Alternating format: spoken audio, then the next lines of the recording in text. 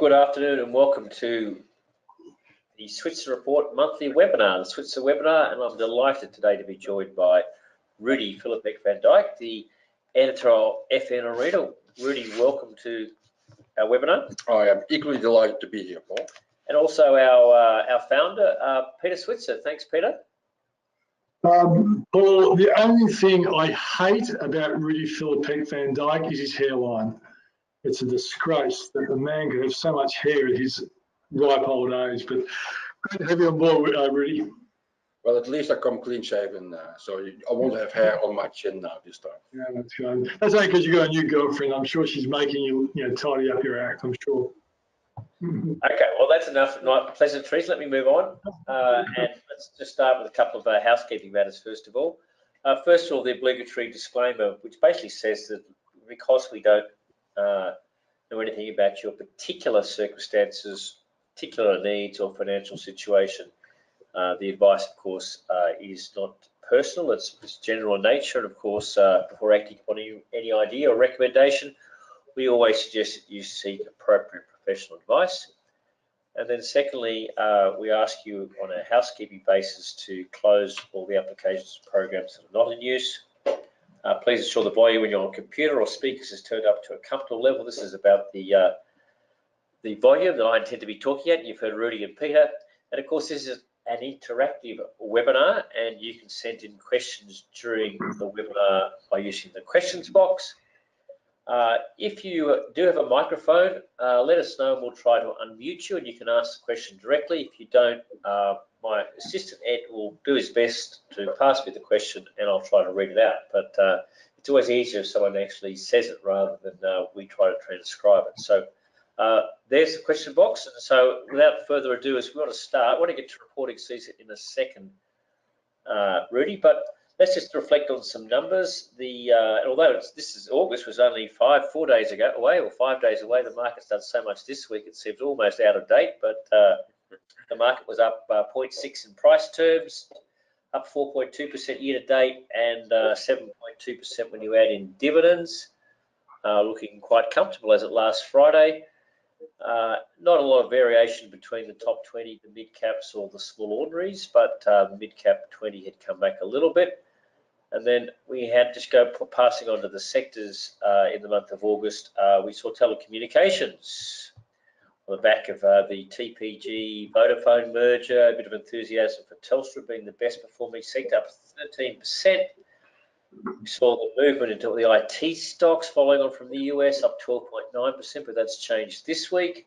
And healthcare, we saw CSLs and Cochlears, that sector up 10.7%, but that's changed again this week already. So I'm not really sure I want to spend too much time reflecting on this data because so much seems to have happened in the last 5 days. It's probably a little bit late. But what I do want to move on to, Rudi, is just talk about reporting season and finish that. So maybe the first question, who were the best? Who are the highlights from reporting season for you?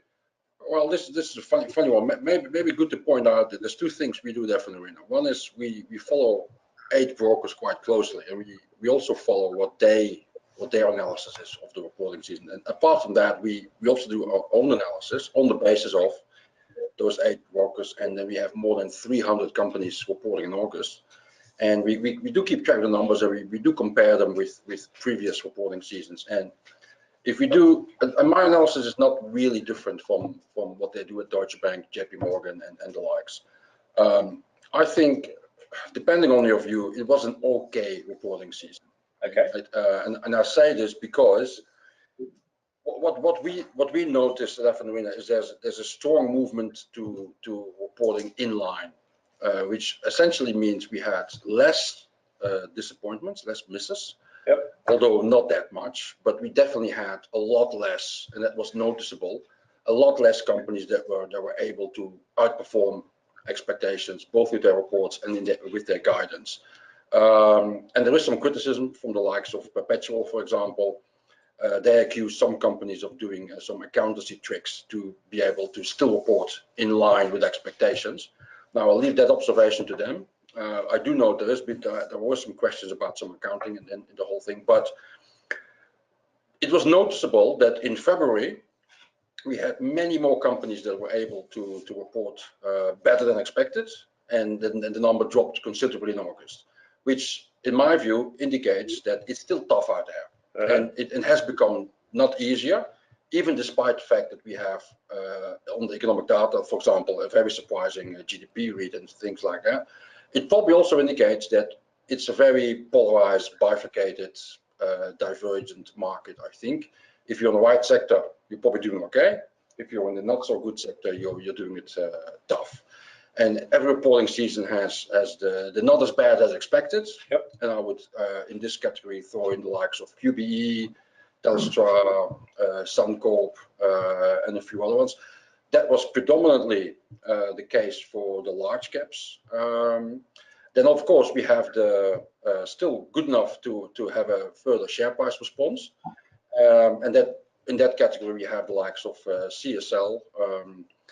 Also, many of the high PE stocks fall in that category as well. They did sort of late last year reported they actually met expectations, which was perhaps a little bit of a surprise, wasn't it? See what has happened is, yes, what has happened is in February, what we saw is that the market was actually taking a negative view, thinking those stocks would disappoint, and then they all had to rally very strongly in February.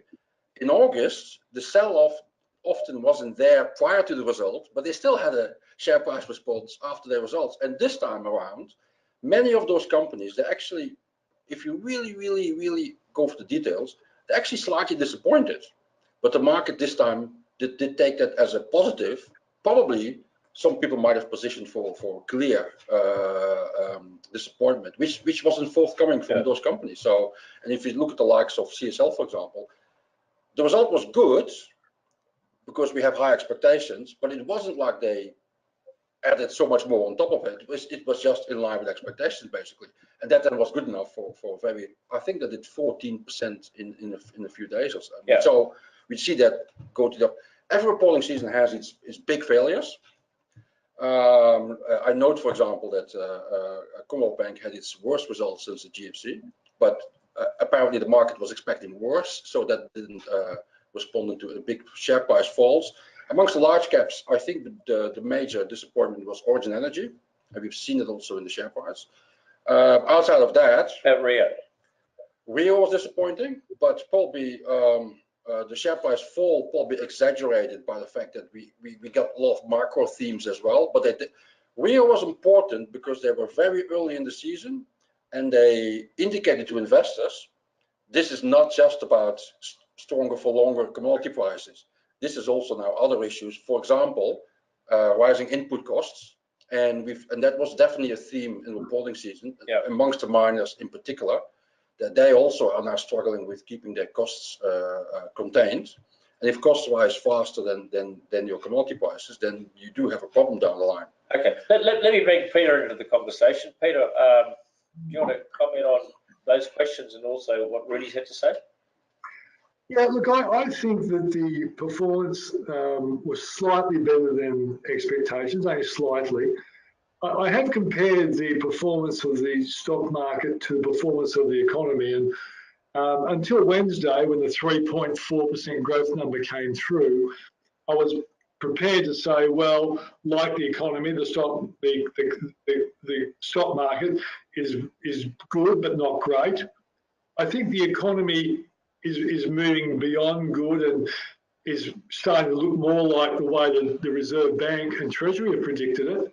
And all of my smart economist buddies on my TV show who've been too negative on the growth are going to have to come on my show and apologise to me, which I know none of them will do. And I want to apologise to the Reserve Bank. And I just think that we're creeping in the right direction. Rudy's analysis of individual companies is, let me give him a compliment, second to none, because that's his beat. He looks at individual companies, he puts together the stories. You know, I often look at the big picture, then occasionally try to pick a company that's been beaten up and it looks like good value. And that was, for example, I got BHP right. I recently tipped a strange company called MGM Wireless on my show only about 3 or 4 weeks ago. It's up 100% since then. I think the company even shocked Charlie, because Charlie was actually on the show at the time. But picking individual companies is quite hard, because the companies we really like to get into, as I don't know if Rudy alluded to it, I moment ago, but he certainly has in the past. A lot of the good companies are priced to perfection, or maybe even priced to imperfection. Companies like Altium and Afterpay Touch, I think they've just gone into ridiculous levels, but we've seen companies do this before and keep on doing it. I prefer to look at the kind of numbers I saw that I like, that 93% of full year reporting companies produced a profit, well above the 87% long-term average, almost 62% lifted profit, and just above the average of 61%. And overall, 90% of full year companies have elected to pay a dividend. And I also like this. Cash levels for ASX 200 companies reporting 4 years are up 6.2%. And I like the fact that companies are still paying dividends, they're still holding cash, and I think the next stage will be we'll start seeing them investing in their own businesses, and that's when I think the stock market will actually kick up to a slightly higher level. And I hope it coincides with growth remaining above 3% for the overall economy. Okay, so what do we make of, thanks Peter, what do we make of this week? I mean, this week we've seen the market down about 3%, so a lot of what we were talking about reporting season seems to be almost out the door. Rudi, what do you think's happening here? I think it is in a very simplistic reasoning. I think the Australian share market had 5 months of uninterrupted growth, which was partially because the share market here was a beneficiary of money flowing out of emerging markets. Because emerging markets is quite at times quite a popular destination for money globally, because people tend to follow growth. And late last year, there was this general expectation that emerging markets in Europe would really perform really well in 2018. Now, as 2018 unfolded, that both those destinations didn't really perform. The only one that performed was the US, and now by default also Australia, because we got part of that money flowing in. I think someone somewhere internationally has now decided that that we are going down with the rest, basically, and has pulled the money out of the market. Right? Now, the response of that is always very violent, as we've seen. It's hard to actually see, but your suggestion is it's offshore selling? Yes, and that begets selling from here, because nobody likes the weaker share price. Of course, you've got to remember the offshore investors, they have absolutely no reason to invest in Australia, right? It's just so small. It's 2% of the 2% of the world market, exactly. Just the way we look overseas. Yes. They don't have to be in Australia, it's purely discretionary. And it's 90% of cases. And it's also because they manage so much money. If you compare it with a small cap stock that's in the share market, if a fund manager who, let's say, owns 7, 8, 9% of the register decides to sell out, you will notice that in the share price. Right? And it's the same when foreign investors decide, I don't want to park my money with Australia right now, then you will notice that in the share market. Now, what it does, it has an impact on general sentiment. It has an impact on other people. People have stop losses. People get scared, right? Because some of the shares are down 10% in 2-3 days. And it does look, I mean, it is gut wrenching. You look at your portfolio and everything is red. Hopefully not, but I mean, it is. And unfortunately, this is part and parcel of the share market. It's as much as about sentiment as it is as about the economy and about results. And we just have to go through this period.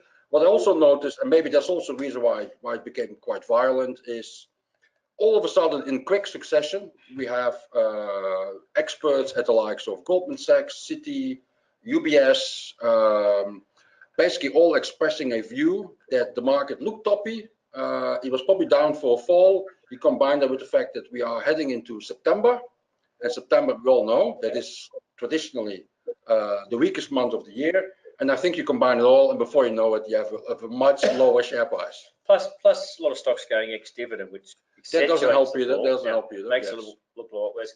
Yeah, I mean, offshore, we don't see the flows, but look, it looks to me that it's. I put it more down to, as I said, strength in the US dollar, meaning that places like Aussie become relatively unattractive. Possibly offshore selling. Certainly a recognition that there's a lot of very high-priced stocks here that were way up. You know, the CSLs, the Cochlears, the Afterpays, the others. It was time for a pullback. Peter, your theory about or thoughts on this week in the Aussie market? Most of what Rudi said, I totally agree. September is since 1952, according to the Traders Almanac, the worst month. And also remember, if if Rudi's analysis is right, that money's going out now, imagine if you were a US hedge fund player and you thought, well, okay, everyone's telling me the Aussie dollar is going down to 60 something. Of course, they didn't know we were growing at 3.4%. They thought we were growing at 2.5, 2.8, as all the doomsday economists were predicting. And that's why a lot of people thought, hey, this currency is going down to 60. Why wouldn't I sell when the currency is 72, 73, say, for example, CBA, and wait until I think the currency is at the bottom, and then buy CBA then, on the basis that it's been beaten up because of the Royal Commission, blah, blah, blah. Because a lot of the foreigners, correct me if I'm wrong, Rudi, but a lot of the foreign buyers buy our top 10 companies, don't they? They're the ones that are often attracted by foreign investors. And so why wouldn't they wait until the currency drops and then with their really high value US dollars buy good quality Australian companies when the currency is bottoming at, say, 65, 66? I'd do that. Yeah. Well, I think the other thing is electoral risk. You can't underestimate that from a foreigner looking at Australia. I mean, I think this market actually turned when we had the election, of ScoMo. That was that week. Yeah, you can't underestimate that from a foreigner's perspective, thinking about that. We know elections are bad for markets, you know, they look at those things much more intensely than we do. It's like if you've ever been in the institutional business and you're talking to fund managers, offshore fund managers, they're much more focused on high-level political risks than we as sort of people in it on a day-by-day basis. It's quite an eye-opener. Okay, we're going to move on because I've got some questions. So let's talk about Rio. This case, we had a few questions from Rio. It's actually up today, Rudi. So we talked about its reporting. Well, I think the challenge for its reporting was more that it just alluded to cost pressures. In other words, it can't take any more cost out. So all that work that it's done to increase productivity is going to be harder. Now it's totally dependent on commodity prices almost to, you can't increase volume. Costs are going up. It's almost dependent totally on commodity prices for revenue growth. That's the message I got from it. So yeah, but they still have a lot of cash. Yep. So what do you think on Rio? And I think Rio and BHP, you could put them in the same basket. And I mean, there's the top tier players in Australia, and that includes at this point in time the likes of Whitehaven and South 32 and some of the gold mines as well. They're all swimming in cash, and if they're not swimming in cash today, they'll be swimming in cash over the next 6 months or the next 12 months. So I think my view, and in particular on BHP, hasn't changed in this respect. You own, I don't own it, but one owns BHP shares at this point in time for the capital management potential that is probably going to be unfolded over the next 12 months. Right. So day-to-day share. By that we're talking probably an off-market buyback. Oh, I don't know what they're going to do, but they'd be mad if they did an off-market buyback. But they might put it. I think they also will pay an extra dividend. I think. Yeah. Okay. So I mean, that's the reason why you own it. So day-to-day share price movement shouldn't worry you too much if that's why you own it. The other thing, of course, is that what people always underestimate is that when you're a commodity producer, you are very much susceptible to investor sentiment.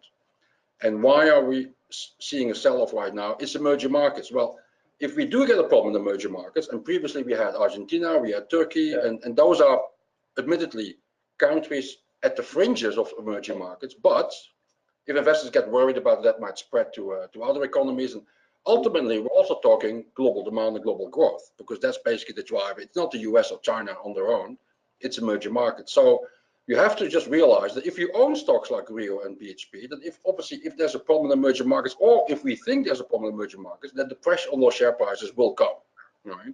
And I think that's one element that people often underestimate, that if you own a Woolworths, the share price doesn't have to go down if you have a problem in Thailand or Taiwan or Turkey. But if you own Rio, the share price is more likely to respond to that. Okay, Peter, your views on Rio? Well, Rio has more problems than BHP. I think both companies are probably buyers around these levels. BHP, as Rudi said, has a great potential dividend lying out there, and that probably keeps people in there. But the analysts are very positive on BHP going forward, aren't they, Rudi? I think I read. Well, if you're comparing price targets and valuations with where the share price is right now, yes. The share price, and I think you're right. If on a positive scenario, there's double-digit potential between the share price and where it should be, according to analysts. Yes. Rio really dropped massively around June, and that's when Trump, trade war, China talk really hotted up. Rio would have fallen, BHP might have fallen by the same magnitude if it didn't have that. Oh, hang on, I'm not selling these BHP shares in case I miss out on the special dividend. I'm in that boat. You know, I bought BHP at $15.20. I'm not going to, I should sell out because I've made enough. But that special dividend, I'd hate to miss out on it. So I think that's a bit of protection for BHP. But Rio's probably a buy at these levels. I think the China thing will not become a massive problem. I think Trump will manage it, and there'll be some concessions, and the market will then resume a nice sort of growth, and so will the world economy. Okay, all right, let's move on. I think that also answers your question, Paul. Paul, you asked me a question over and told me what is happening with mining stocks, particularly how much of it falls like in Rio. Let's move on to a question that also came in earlier from Robert about Transurban. I like Transurban. I'm a bit surprised why they're down to about 11.40 today. They've been thumped in the last 2 days. The institutional placement was done at 96% acceptance. They covered the shortfall at $11.80, and all of a sudden they get thumped. I can't work that out. The institution just bought $3 billion worth of Rio stock. Why we're down at 11? Well, yeah. I'm thinking those institutions wouldn't be selling, but maybe they have. I think we shouldn't put too much intelligence into what's happening in the market right now. This is in many cases the share price is going down. That's why I'm selling, so the share price goes down further. But I'm with you. I mean, Transurban always had to do this placement. Yep. We knew they didn't have the capital. It's supposedly good news. It for a very long time had been one of my favorite stocks in the market. Absolutely, it's inflation protected cash flows. Those dividends will keep on coming, and the only worry one should have with a stock like Transurban is if we get a violent reset of global bond yields, and I don't think that's, to be honest, I don't think that is on the agenda, not on the horizon I'm looking at. And then for the rest, it's just investor sentiment and political risk. Okay. Well, Robert, I'll be taking mine up at $10.80. So if I had to suggest what you do, I think you know where we sit on the fence on that one. Okay, IOOF. I always have troubles with IOOF, so I'm going to throw to you, Peter, with the Royal Commission and some of the issues that have come up with its behaviour. And Paul is keeping it nicely. Yeah. Because I would say my stomach turns. Okay, so that's Rudi. Let's start with you first of all, Peter. Well, in fact, I think using Rudi's wonderful website, I think IOOF has something like a 26% upside, according to the experts that Rudi follows very closely.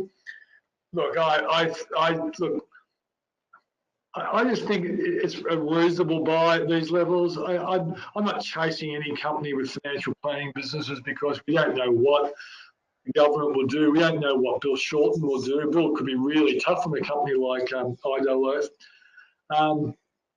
I think that the financial planners of the world are going to have to reinvent their brands, and it's going to be around being, I guess, effectively seen to be more honest. And they're still going to hold a large chunk of the financial planning services in the country.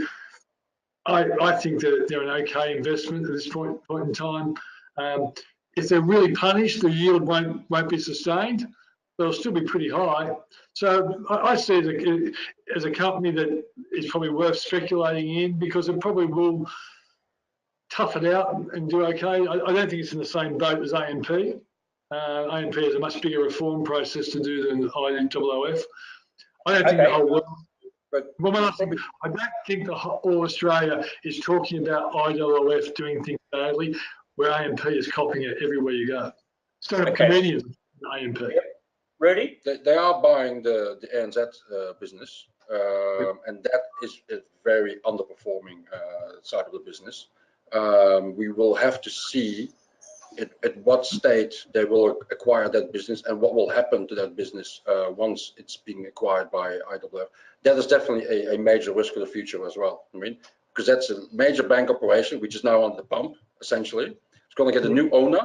It's in ANZ's interest to dress it up as much as possible and then hand it over, and then the problems will be IWF's. So apart from the reputational issues, which I personally definitely have with IWF, I would not underestimate the fact that that's quite a large acquisition they do from ANZ, and that is a part of the business of ANZ that has not been consistently not been performing for many years.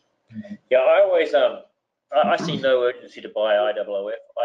For two reasons: A, because I think there's some other stuff in the Royal Commission that they're going to get targeted with, but B, I just don't like businesses that acquire lots of businesses quickly.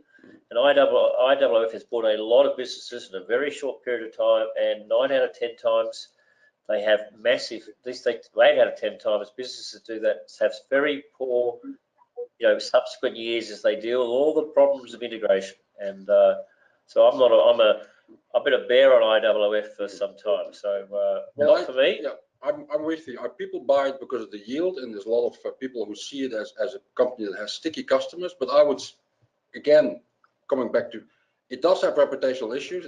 It does have management issues. And what the Royal Commission has proven is that the only reason why IWF is not targeted like the banks and doesn't have a whole slew of scandals is because the regulators were really softly towards them. If that changes, this could be a company that has quite a few more scandals coming into the press, and that's never good for the business. Okay, let's go on to some more questions. I probably should have put this as well. This came in from Chris. He did ask you about Rio, but he also wants to talk about Fortescue. So you have a different view on Fortescue to Rio? Oh yes, definitely, yep. And have been for a while. Yeah. I think people underestimate the difference between the two. We used to have 3 major producers in the world of iron ore, and they sort of control the market, and they have the highest quality product. They get the price for it, and what we nowadays refer to as the spot price and the future prices. And I mean, they weren't available 10 years ago, but they are nowadays. That's basically the product that Rio, Vale, and BHP sell into China. Now, Fortescue has done a tremendous job in becoming number 4 in that market, but it doesn't sell the same product. Now, in bull markets, there's hardly a difference between the two in terms of price differential. Now, the dynamics have changed. The dynamics are now even changing to the fact that even BHP and Rio now have a discount towards what the pellets are getting and what Vale is getting. So there's even a discount there happening. So we're now talking, people in China are now talking about a 5-tier differential for the top end of the iron ore market, just to get. So the best producer is Vale, is it? Is Vale, yes, yeah. The highest quality. Yeah. The only thing they do have as disadvantage, the distance is longer, so they have a higher freight. And it's coming from a slightly less stable environment, yeah. Well, yeah, Brazil. But anyway, what has happened over the past 18 months or so is that the dynamics in iron ore are changing, and we get a wider price differential between the higher product, the higher quality product, and the lower quality products. This is why the likes of Mount Gibson is actually an exception in that one, but Atlas Iron, for example, why they're not profitable, right? They don't get money for their product, essentially. They have higher production costs. Now, Gina Reinhardt and Fortescue sit somewhere in the middle. So they have a large discount for their product, but they still get enough to be profitable, and in particular Fortescue. But what that means is that the spot price is no longer representative for what they're getting. And obviously the share market has responded by saying, well, if you're operating at such a price discount, then your share price will be discounted as well. Is the share price cheap? Every analyst who covers the stock says yes, but as we often know, they will have to have a trigger somewhere. Either the price differential changes or Fortescue changes, and Fortescue is changing. They're trying to get to a higher quality product that will require time. So I think if you're in there, you have to toughen it out for a while, I think. And if you're not in there, I think there's no hurry. You can have your time. Okay, all right. Peter, you got any thoughts on Fortescue? I sold Fortescue recently, and pretty well what Rudi was talking about was one of the reasons. I don't think they're going to collapse. I just don't think they're going to have a big uptick in the near future, and I thought there were better investments in the market. I took my losses on Fortescue as well. I never had losses there. Didn't take anyone. Okay, and here's a good question from a Babette, a stock that intrigues me a little bit. This is about Wesfarmers. Again, this is a staggering market reaction. So the question is, Wesfarmers seems to be selling quite a few assets, which is worrying me. I think, is this so that they are seen to be cashed up? Question mark. Is this a good time to sell? Or is it worth waiting till November when they issue the Coles shares for current shareholders? Now, I'll disclose I was a huge fan of Wesfarmers in the low 40s when no one else liked them. And I'm a huge bear on Wesfarmers in the high 40s and now in the 50s. For some reason, the market loves them. All they're doing is selling assets. So, Rudi, work that one out for me. It's called Hope Springs Eternal. And that's basically what it actually means. Wesfarmers used to be my favorite observation amongst large caps, in that it had gone sideways for 6 years and didn't do anything. Traded between 38 and 44 and sort of buy at 38, 39, sell at 44. It now has rallied very strongly, and I guess this is when you capture the imagination of the share market, because what is happening at Wesfarmers? Yes, they're selling, and they're selling quite a lot of assets, and I don't think, including the board at Wesfarmers, I don't think anyone knows how this company will look like in 2 or 3 years' time. What they have said to the market is, we are selling calls, and their timing might be a little bit off in terms of, it might be a little bit too late, but they will make sure they are ahead of the curve there. And they're selling a lot of assets. They've tried to get rid of Officeworks, but that didn't quite work. So the fertilizers are gone, coal operations is gone, might make a comeback in another version. Coals will be gone to a large extent, and yes, they will have still the retail operations, which, by the way, they surprised to the upside. They probably had the best result amongst the large caps in August. And they basically said to investors, we're going to have cash and we're going to buy growth. And nobody knows what. They got the British Bunnings as well, didn't they? Yes. Well, I saw yes. Well, they sort of didn't go well down the road in the UK, and that was probably put them back to earth exercise for them. But Bunnings in Australia seems to be going well, although there are question marks around the housing market. But the essence of Wesfarmers now is, we are going to buy growth, and nobody knows, including them, nobody knows what that will involve. But everyone thinks, well, we'll give them the benefit of the doubt, and you're basically buying aspiration now. You're buying on the belief that management, the board, will somehow find destinations, undervalued assets somewhere that they can turn around successfully and make a better company out of Wesfarmers. I know it's thin air, but that sometimes doesn't withhold the share market from doing its thing. Okay, so question, sell now or hang on for the Coles shares?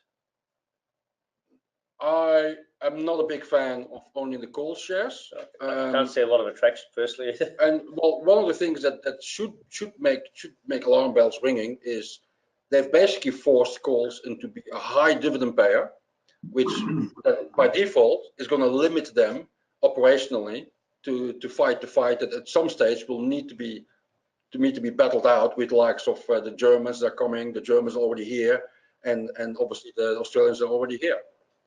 So Peter, you interviewed the retail analyst talking about Kaufman the other day. Did that really make you give any cause for concern in holding Wesfarmers shares?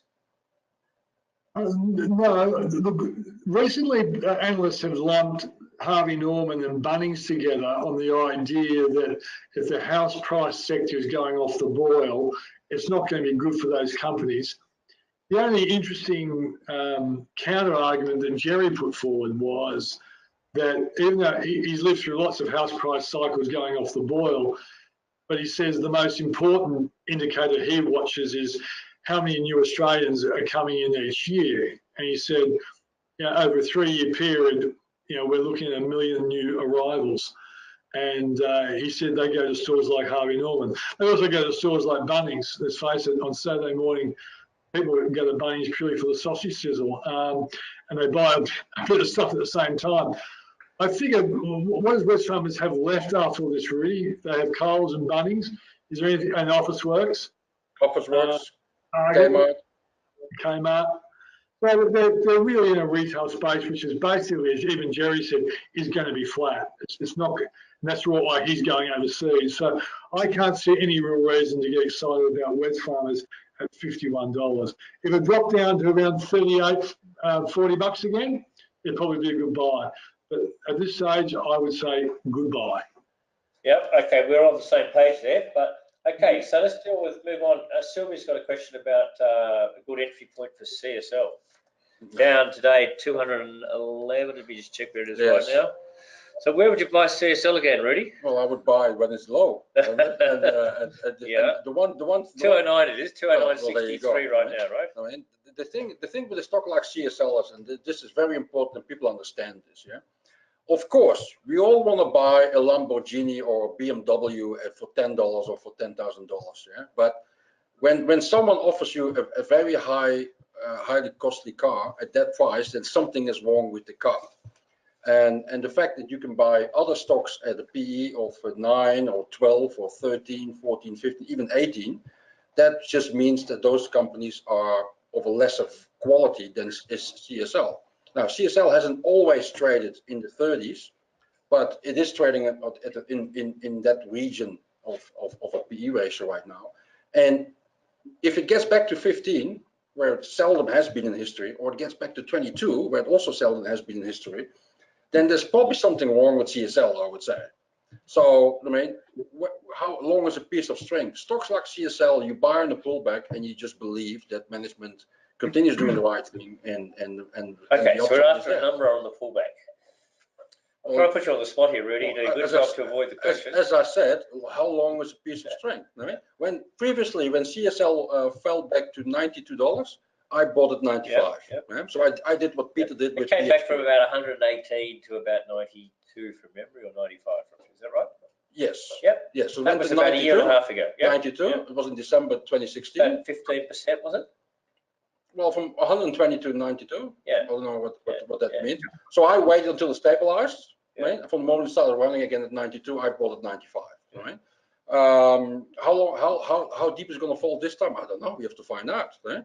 And also, I have a lot more CSL shares now than I had at that time. But if it stabilizes now, I'll probably be looking into buying more again. And if that stabilizes tomorrow, I might buy the day after. Okay, Peter, any thought you tempted to buy a CSL yet? CSL is down 10% since its high. It was about 229. And I guess on one hand, if you bought CSL every time it dropped 10%, you'd be very, very wealthy, I would say. This time, because it's September and because markets have really run hard, I'd be looking maybe if it drops to another 5%, that will probably be about the most it should fall, given its outlook, given the nature of the company. I think we'd all love to see it drop 20%. I think everyone would be a buyer then. But as I say, the rule of thumb has been if you bought every time it dropped 10%, you would have done pretty well.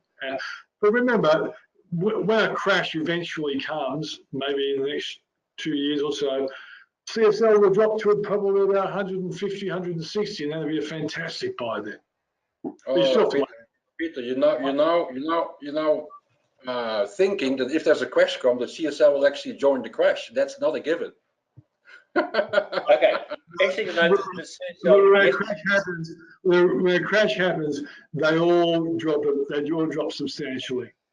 Actually, CSL, if I say this to Rudi offline, yesterday was our number 2 stock by market cap. I think that might move back to number 3 today. Might have been temporary. But amazing. There's not much between CSL and BHP. BHP only because it counts as Australia. Well, can I throw in for CSL actually did mainly go sideways during the GFC. A little bit down. Yeah. Hence why I made that comment. Yes. Yeah. I think my target area for CSL, I think that it'll do some work at 200 if it gets there. Maybe it's the other. It's just below 200. Yeah. I'm actually at this point in time, I'm doubting whether it will get there. Yeah. Probably the anecdote to add here is that too many investors have this level in their mind. At that level, they will buy and not above that. And one of the many stories I've heard about what happened in December 2016 is that there was a whole army of people out there waiting for CSL to reach 90 or fall below it. So they didn't buy at 92, they definitely didn't buy at 95 because you buy at 90, and they missed basically more than $100 topping on the share price. And that's the foolish thing you sometimes do by thinking that you can only buy at certain levels. Yep. Okay. All right. That probably answers your question too. There was another question on CSL from Alan. We've got a question here, but I think this one's for you, Peter. Some comments about Harry Dent's book, 0 Hour, and his theory recycles. Are we heading for a major correction of circa 25%? Look, I'm going to say the only good reason I would use a Harry Dent book would be to leave it in my outside dunny in case I run out of toilet paper. You know, Harry is... Sure. Look, Harry's, I've lived with him a few times. I think he's a nice guy, but he cashes in on everyone being apprehensive about a crash that will eventually happen. But he was saying this the same stuff he's saying now. He was saying in 2015 and 2014. He was talking about this great demographic challenge that we're all going to have, and retirees are going to, start running for the exits, and they'll sell all their shares. Guess what? Retirees are working longer. They're not becoming retirees, and they are investing in the stock market longer than ever before. I just think, look, Harry's the kind of guy who cashes in on the eventual crash, and some idiots in the media will say, oh, this guy predicted it. Yeah, he predicted it for about 5 or 6 years in a row. I'd rather be slapping people on the back like me who've been predicting the market would go up since 2009. I'd be freaking well right. If I was in America, I'd be doing the same thing. Harry is just a great marketer of his inevitable crash that'll come. But forget Harry Dent.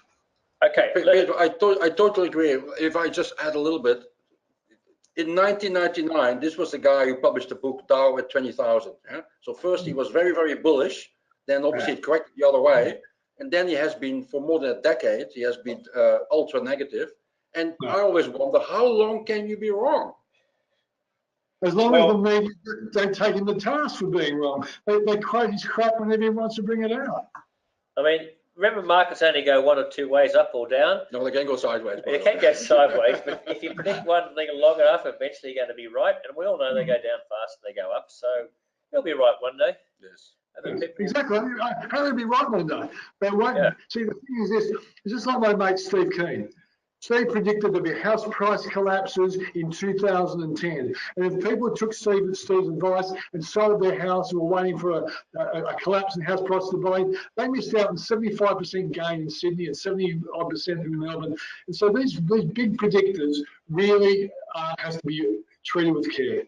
I agree. And if there's one financial book you should read, it's mine, the one I published 2 years ago. Yeah. Okay, let's move on.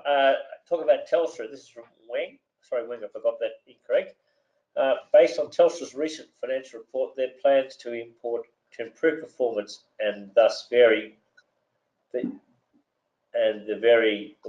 performance, the likely merger of TPG and Vodafone. I think the question is, what do you think is Telstra strong enough to actually improve its performance and fight off a combined TPG Vodafone merger? Is Telstra a stock for the next 3 years? Is really the question. Yeah, I'd like to put that in a little bit of a broader context. But I was realizing while we were talking about the reporting season earlier that there was one thing I hadn't pointed out yet, is that because we've so much changing in society and in the economy, we actually have a two-tiered share market now. We have the stocks that are very well adjusted to the future and to tomorrow, and we have the other ones that have been impacted by it. And Telstra, of course, is in the second camp.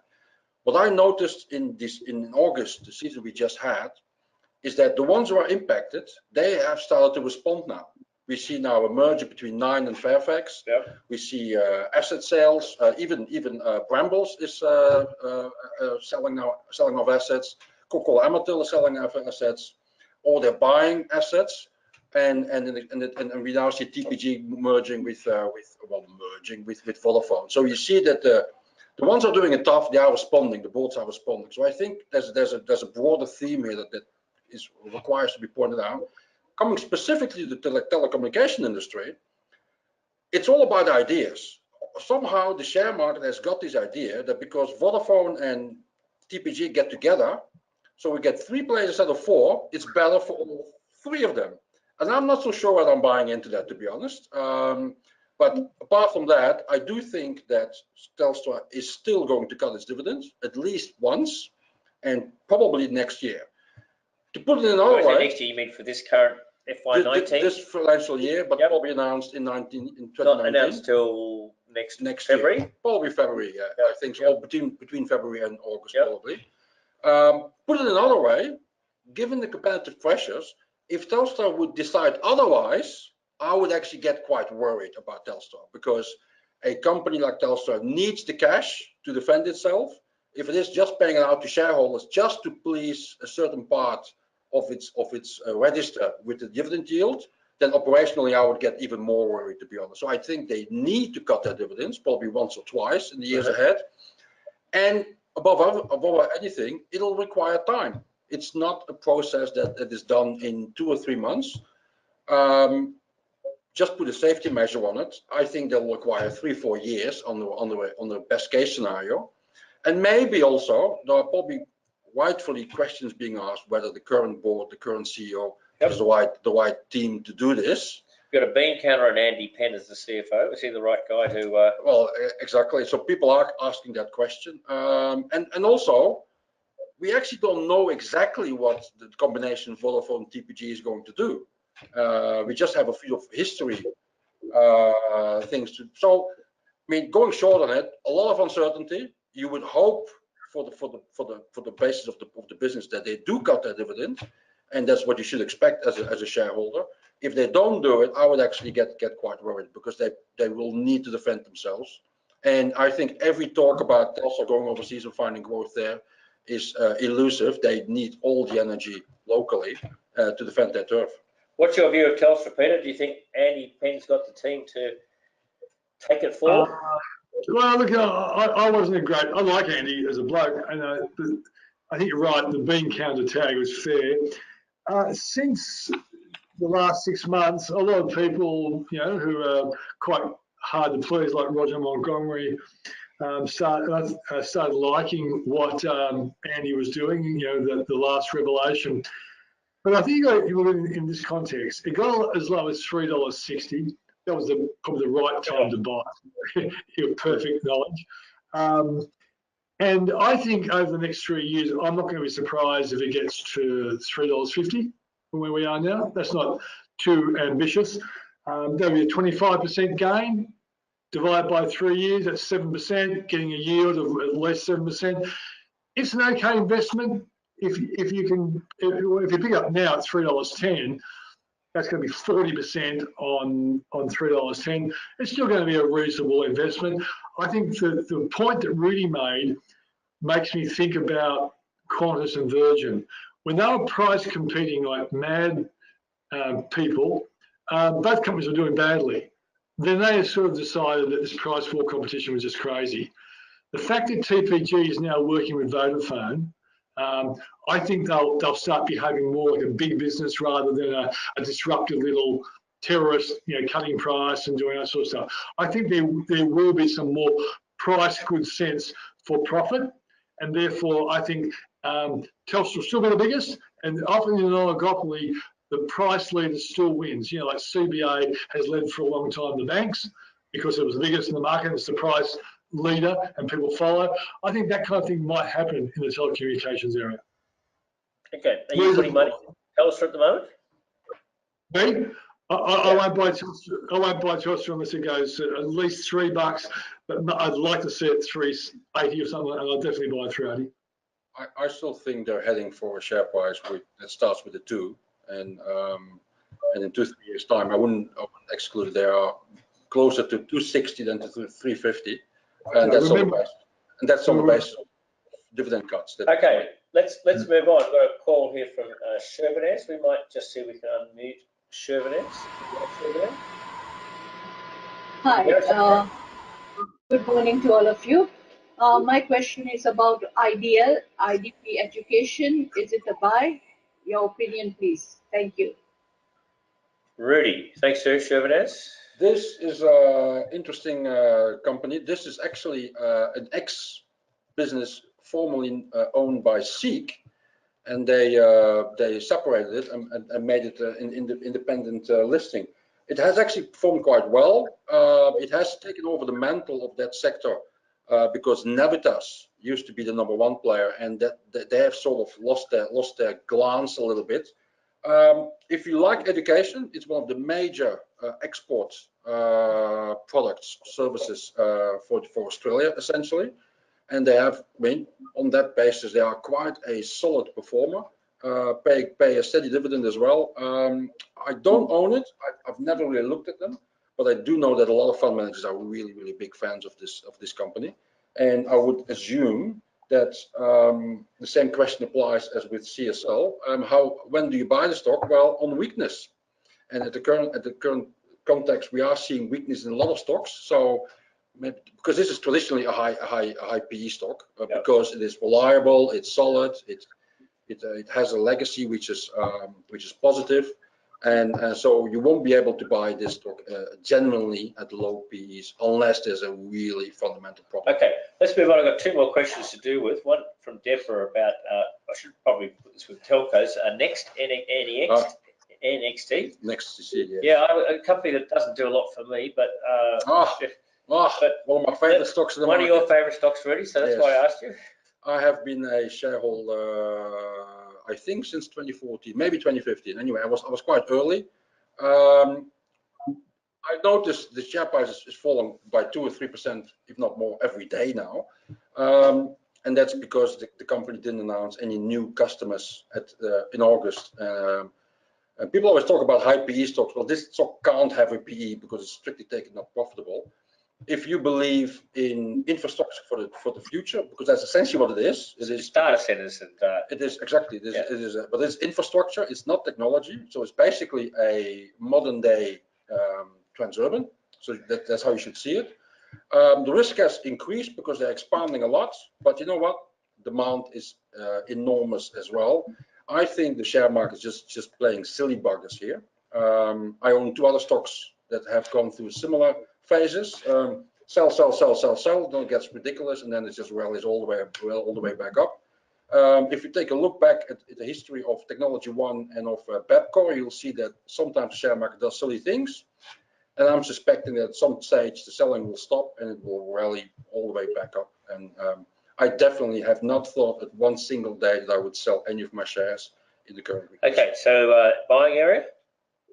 Yes, but it doesn't mean it can't fall further because nobody knows when the selling will stop. Okay, but, that's a wrap. It's cheap, definitely. That's a wrap, Deborah, from Rudi for next. Okay, and then finally, I want to get your thoughts, Peter, on tonight. But just before we do that, there's a question around Ramsay and Challenger.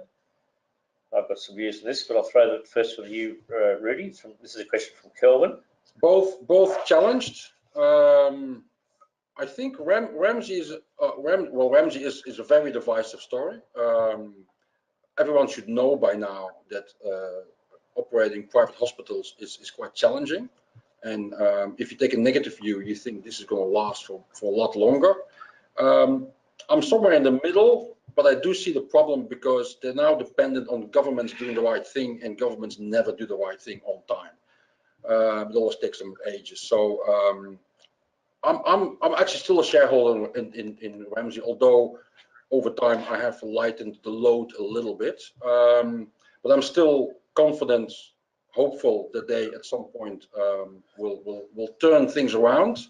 But it is going to be difficult. It's definitely challenged, and I wouldn't expect any miracles in the short term. But I'm encouraged by the fact that the share market, despite another miss in August, kept the share price in the mid to high 50s, and that I found that very encouraging. That means that there's people out there who are also looking beyond the short term and thinking this is getting ridiculous in terms of share price. Yes, it seemed to find a nice space in the 50s. Yes, yes. So, and I'm encouraged by Challenger. Challenger, I've never been a big fan. The reason is because there's a lot of how do we call it? There's a lot of manufacture going on in the background to make sure that retirees get their guaranteed yield. And I never liked that what's under the bonnet because I don't really have a good view on that. And also they over time had to increase their risk profile for that. The market has picked up on that now, and that's why the share price is down. So the market has ascribed a higher risk rating to what's actually happening inside Challenger. I do know the people who like it do like it because of the link with retirees and the guaranteed income provision they offer. But just not a big fan because of all the stuff that's going on under the bonnet. Okay, all right. Well, that's probably the last question we've got time for today, Rudi. But or no, we want more. No, but Peter, I want to come to you because we would like to run this exactly to an hour because we know people have got commitments. Tonight in the US, first Friday of the month, we've got employment data. We've got maybe some news around, I don't know, Trump and trade. We maybe have news around Trump and the outing of someone in the White House. I don't know. What are we expecting in the US tonight and impact on our market? Well, it's going to be a very interesting test to see what Trump actually says and how the market reacts. On the final count during the week, Evan Lucas reckons that the market is fully priced in what the $200 billion worth of tariffs could do and how the stock market would react. And I don't agree. I think if Trump comes through with a very serious commitment to $200 billion worth of tariffs on China's goods, and then we don't know how China responds, I think the market could actually drop quite notably. What do you think, Rudi? No, I tend to agree with you, Peter. And this is what makes this situation so difficult. I mean, we had all that potential bad news building in the first 8 or 9 months of the year, and the market was largely ignoring it on the principle of it's not going to be that bad. And all of a sudden, it starts paying attention, and that's what makes it so difficult. So it can easily go the other way because, for me as well, as an observer, it was always clear to me that he was very, very committed to what he was trying to achieve, and he was not going to back down from it. And so thinking that it's not going to be that bad is somehow there's going to be a solution in the meantime. It's not going to happen. So, but then there's always that difficulty that if you know that's going to happen, you never know exactly how the market is going to respond. Yeah. And become a case of when Trump got elected, we all got spooked first, and then we started rallying. Who knows? It's not going to be the same thing now. Well, I noticed that when the EU gave concessions and he accepted the concessions, the market went up. When Mexico gave concessions and he accepted them, the market went up. If there's no concessions with China, I think the market goes down. But if there's concessions, I reckon there could be another significant leg up because something that's been a potential curveball has been taken out of the park. I'm hoping that's the case. Yeah, I think the point to note is he doesn't have to do anything. Last night, midnight was just the expiry of public comment, so there may actually be no announcement. On the employment data, Peter? Look, I think that the information will be positive for the market. I'd be surprised to see a bad number.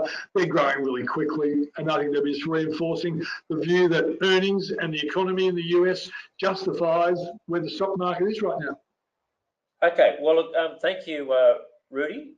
Rudi, of course, is the editor of FNArena, and Peter for joining us. Just for all our subscribers out there, don't forget our Switzer Listed Investments Conference on next week, Tuesday in Brisbane, Wednesday in Melbourne, Sydney on Thursday. We look forward to seeing you. We still have a couple of tickets left, I think, they're going pretty quick. So, of course, it's complimentary to Switzer Report subscribers. And if you go to our website, www.switzer.com.au/event, enter the promo code SSR in capitals. That will make sure that you aren't charged anything. So Tuesday, Brisbane, Wednesday, Melbourne, Thursday, Sydney. We've got some great speakers. Peter, you'll be making a keynote speech. We've got some great fund managers coming, and really, I think with so much happening in the market, this is your opportunity to come and really put some of the experts under pressure and just see what they're doing. And if that can help you, well, that's what we're trying to do here at the Switzer Report. Anyhow, on that note, exactly 1:30 p.m. Thank you for joining us. We do these webinars every month. We'll see you again at the same time in October. On behalf of the team here in Sydney, thank you, Rudi. Thanks, Peter. And we wish you a good afternoon.